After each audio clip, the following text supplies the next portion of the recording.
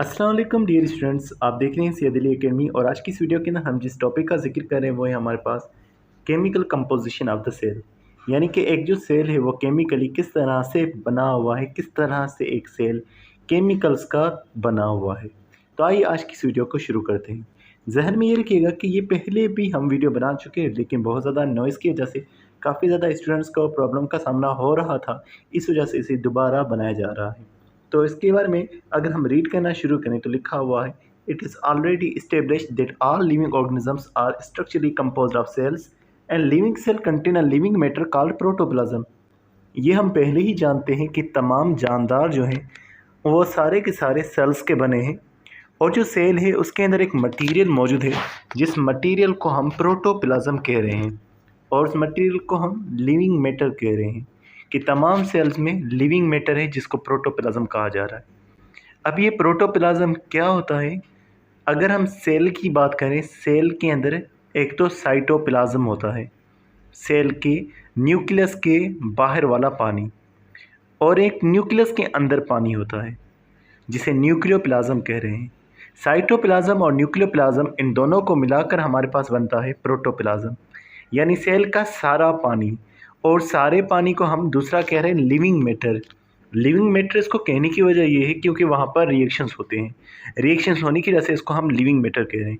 तो सेल्स के पास एक लिविंग मैटर है जिसको प्रोटोप्लाज्म कहा जा रहा है। और आगे लिखा हुआ है, the actual composition of protoplasm is still not known perfectly. हमें मुकम्मल तौर पर अभी भी प्रोटोप्लाज्म की कंपोजिशन का नहीं पता कि सेल के अंदर जो लिविंग मैटर है, जो पानी है, वो किन चीज़ों का बना हुआ है। However chemically it contains 70 to 90% of the water. Chemically उस प्रोटोप्लाज्म के अंदर जो वाटर का अमाउंट है वो सबसे ज़्यादा है, और वो कितना हो सकता है? वो 70 से 90% होता है। लेकिन ये चीज़ ज़हन में रखिएगा कि ये जो वाटर का अमाउंट है जिसको हम 70 से 90% कह रहे हैं, ये हर सेल में अलग अलग होता है। किस तरह से ये अलग होगा? जैसे लिखा हुआ है, water is highest in the brain cells. 85 से 90% तक जो सबसे ज़्यादा वाटर है वो ब्रेन सेल्स में पाया जाता है। और अगर हम बात करें सबसे कम कहाँ है, तो लिखा हुआ है the lowest in seeds and bones. 20% water जो है वो सीड और बोन्स में पाया जाता है, यानी कि सबसे ज़्यादा कम। और कुछ जानदार तो वो बने ही वाटर के होते हैं, जैसे लिखा हुआ है jelly fish has exceptionally large amount of water 99%। Jelly fish के अंदर पानी जो है वो 99% मौजूद होता है, जिस वजह से वो ट्रांसपेरेंट हमें नज़र आती है। अब आगे लिखा हुआ है, if the water is evaporated the remaining mass of the cell is called the dry weight of the cell.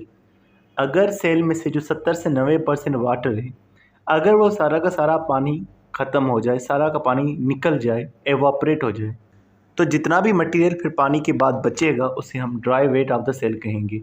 मिसाल, अगर ब्रेन सेल्स है जिसमें 90% वाटर मौजूद है, अगर वो 90% वाटर निकल गया, बाकी जो 10% बचा वो ड्राई वेट होगा। इसी तरह से अगर सीड्स हैं या हमारे पास बोन्स हैं, उनमें से 20% पानी चला गया तो जितना बचा, चाहे वो 80% हो, वो उनका ड्राई वेट होगा। और ड्राई वेट किसका बना है? लिखा हुआ है consist of many carbon containing long chain molecules called biomolecules. और ये जो ड्राई वेट है ये बना होता है बायोमॉलिक्यूल्स का। बायोमॉलिक्यूल्स के ऊपर हम पहले ही बयान कर चुके हैं कि बायोमॉलिक्यूल्स सेल को बनाने वाले मॉलिक्यूल्स होते हैं, which are type of organic molecules. So the compound produced by the living organisms are called the biomolecules. और ये बायोमॉलिक्यूल्स हमारा सेल बना रहा होता है, सेल में बन रहे होते हैं। कार्बन कंटेनिंग मॉलिक्यूल्स हैं, ऑर्गेनिक मॉलिक्यूल्स हैं, जो हमारे पास बायोमॉलिक्यूल्स जिनको हम कह रहे हैं। और ये बायोमॉलिक्यूल्स किन चीज़ों के बने हो सकते हैं? लिखा हुआ है, the elements which are involve in the synthesis of biomolecules are mainly 6। 6 तरह के एलिमेंट्स हैं जो इन बायोमॉलिक्यूल्स को बनाते हैं। वो 6 तरह के एलिमेंट्स कौन से हैं? इस बुक में गलती है, यहाँ पर सल्फ़र का नाम मौजूद है। सल्फ़र ज़रूर बायोमॉलिक्यूल्स को बना रहा होता है, लेकिन ये बहुत ही कम तादाद में मौजूद होता है, इतना ज़्यादा नहीं होता। जो 6 एलिमेंट्स हैं वो हैं carbon, hydrogen, oxygen, nitrogen, phosphorus और उसके अलावा कैल्शियम।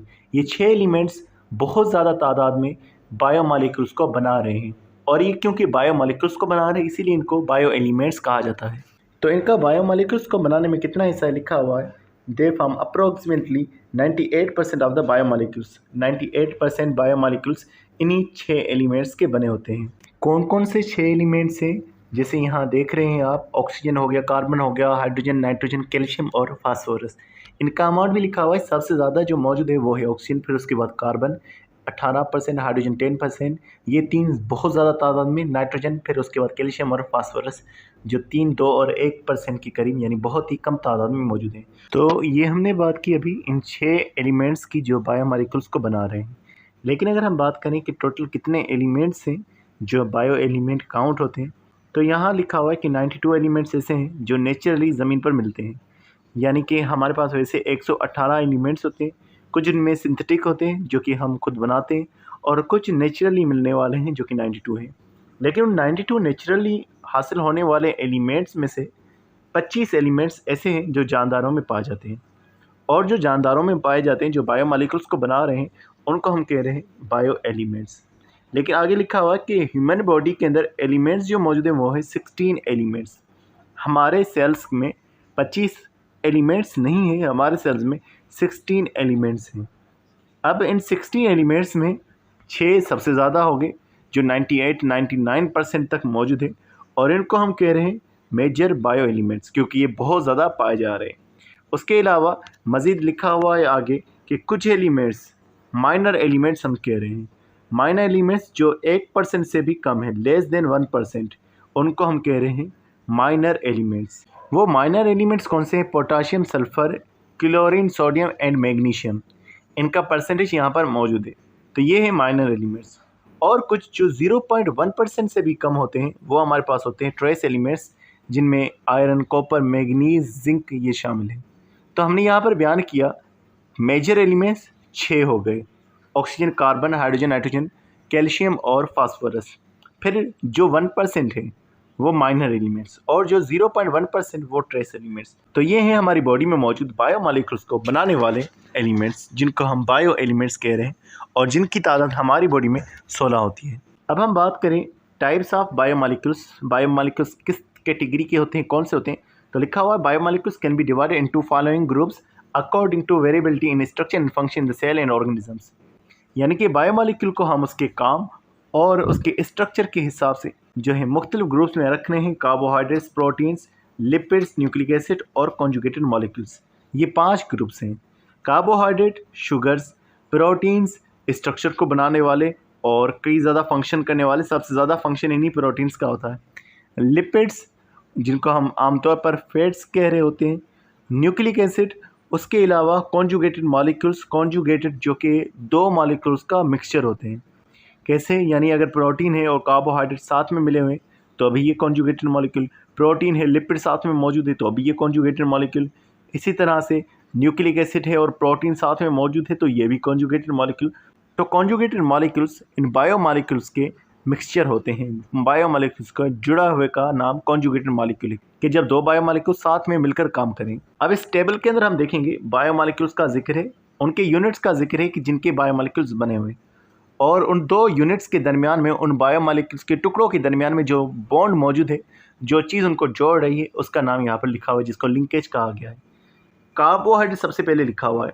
कार्बोहाइड्रेट्स ये आमतौर पर तमाम शुगर्स के लिए लफ्ज़ यूज़ होता है, लेकिन के बड़े मॉलिक्यूल्स को पॉलीसेक्राइड या दूसरा ओलिगोसेक्राइड कहा जाता है, जो छोटे टुकड़ों के बने होंगे जिनको मोनोसेक्राइड्स कहा जाएगा। पॉली का मतलब होता है बहुत सारे, सेक्राइड बना शुगर। ओलिगोसेक्राइड, ओलिगो मतलब कुछ और सेक्राइड बना शुगर। मोनो मतलब कि सिंगल और सेक्राइड का मतलब होता है शुगर। एक सिंगल शुगर का मॉलिक्यूल मिलेगा दूसरे शुगर के साथ, फिर तीसरे शुगर के साथ, तो ऐसे बहुत सारे शुगर के मॉलिक्यूल्स हो जाएंगे जिनको हम पॉलीसेक्राइड कहेंगे। और एक शुगर और दूसरे शुगर के दरमियान में जो बॉन्ड उनको जोड़ेगा उसे हम कहेंगे ग्लाइकोसाइडिक लिंकेज। होता ये कोवलेंट बॉडी है, लेकिन इसको ग्लूकोज के दरमियान होने की वजह से हम इसको ग्लाइकोसाइडिक लिंकेज कह रहे हैं। प्रोटीन्स बड़े मॉलिक्यूल्स, लेकिन ये बने होते हैं छोटे मॉलिक्यूल्स के, जिनको अमाइनो एसिड्स कहा जाता है। इनके दरमियान जो बॉन्ड होगा उसे हम पेप्टाइड लिंकेज कहेंगे। लिपिड्स इनकी अलग अलग किस्में हैं, फैट्स और ऑयल्स हैं, फास्फोलिपिड है और टर्पेनॉइड्स हैं। फैट्स और ऑयल्स के बारे में बात करें तो ग्लाइसरॉल और फैटी एसिड इसके ये बने होते हैं। इनके दरमियान जो लिंकेज है इसे हम ईस्टर लिंकेज कहते हैं।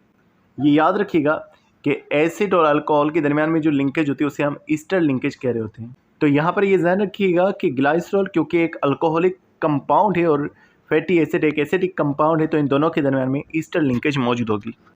फास्फोलिपिड्स की बात करें तो इसमें भी ग्लाइसरॉल, फैटी एसिड, उसके अलावा फास्फेट और एक नाइट्रोजन सब्सटेंस कोलाइन मौजूद होता है। इनके दरमियान में ईस्टर और कार्बन कार्बन लिंकेज मौजूद होती है। टर्पेनॉइड्स आइसोपेरोनाइड यूनिट के बने होते हैं। आइसोपेरोनाइड यूनिट कहते हैं जिसमें 5 कार्बन और 8 हाइड्रोजन मौजूद हो, ऐसे को हम कहते हैं आइसोपेरोनाइड यूनिट। इनमें भी कार्बन कार्बन लिंकेज मौजूद है। बात करें न्यूक्लिक एसिड के बारे में तो इसमें 2 किस्में आमतौर पर बड़ी मशहूर हैं, डीएनए और आरएनए। और इनके बारे में बात करें तो इनके जो कंपाउंड्स हैं वो न्यूक्लियोटाइड्स कहते हैं। अब डीएनए में जो न्यूक्लियोटाइड है उसको कहेंगे डीऑक्सी राइबो न्यूक्लियोटाइड। आरएनए में जो न्यूक्लियोटाइड है उसको कहेंगे राइबो न्यूक्लियोटाइड। इनके दरमियान में जो लिंकेज मौजूद हैं डीएनए के दरमियान या आरएनए के दरमियान में, उसको फास्फोडाइस्टर बॉन्ड या फास्फोडाइस्टर लिंकेज कह रहे हैं। उसके अलावा कॉन्जुगेटेड मॉलिक्यूल्स अलग अलग होते हैं तो उनमें अलग अलग बायोमॉलिक्यूल्स, उनके यूनिट्स होंगे, अलग अलग इनमें लिंकेज होंगी। अब एक सेल में कितने परसेंट ये बायोमॉलिक्यूल्स हो सकते हैं तो लिखा हुआ है there is a variation found in literature about the percentage of biomolecules present in the cell. के सेल में जो बायोमॉलिक्यूल्स है उनकी परसेंटेज के हवाले से हर बुक में अलग अलग हिसाब किताब लिखा होता है। It is because different cells with in same body have different amount of biomolecules. क्योंकि अगर हमारी एक बॉडी है उसमें सेल्स अलग अलग हैं तो उनमें मॉलिक्यूल्स अलग अलग हो सकते हैं। Therefore these values are always taken as average values. तो हमेशा एक एवरेज वैल्यू निकाली जाती है। आगे लिखा हुआ है approximate percentage of chemical composition of a typical bacteria and typical mammalian cell is given in a table 1.2 के 2 सेल को अब यहाँ पर कंपेयर किया जा रहा है और उन 2 सेल्स की कंपोजिशन का जिक्र है। एक बैक्टीरिया का सेल और दूसरा मैमिलियन सेल यानी कि हम मैमल्स का सेल। अब देखा जाए वाटर का अमाउंट एवरेज के तौर पर दोनों में 70% मौजूद है। प्रोटीन की बात करें बैक्टीरिया में 15%, हमारे अंदर 18%। कार्बोहाइड्रेट 3% बैक्टीरिया के अंदर, हमारे अंदर 4%। लिपिड बैक्टीरिया में 2%, हमारे अंदर 3%। डीएनए बैक्टीरिया के अंदर 1%, हमारे अंदर 0.25%। आरएनए बैक्टीरिया के अंदर 6%, हमारे अंदर 1.10%। दूसरे कुछ ऑर्गेनिक कंपाउंड्स हो सकते हैं जिनमें वाइटामिन्स, कुछ और हमारे पास छोटे मॉलिक्यूल्स हो सकते हैं, वो 2% बैक्टीरिया के अंदर, हमारे अंदर भी 2%। बाकी इनऑर्गेनिक आयंस हो गए बैक्टीरिया में भी 1%, हमारे अंदर भी 1%, जिनमें साल्ट वगैरह शामिल होते हैं। तो उन दोनों की तादाद सेम है। लेकिन आपको फ़र्क कहाँ नज़र आ रहा है? आपको प्रोटीन के अमाउंट में फ़र्क नज़र आ रहा है। उसके अलावा कार्बोहाइड्रेट्स और लिपिड्स के दरमियान में आपको थोड़ा सा फ़र्क नज़र आ रहा है। डीएनए और आरएनए के अमाउंट में काफ़ी ज़्यादा फ़र्क देखने को मिल रहा है एक बैक्टीरिया और ममेलियन सेल के अंदर। तो डियर स्टूडेंट्स, आज की वीडियो बस इतना था। नेक्स्ट वीडियो के अंदर इंशाल्लाह नेक्स्ट टॉपिक का जिक्र करेंगे। तो मिलते हैं नेक्स्ट वीडियो में, तब तक हम बहुत सारा ख्याल रखिएगा। अस्सलाम वालेकुम।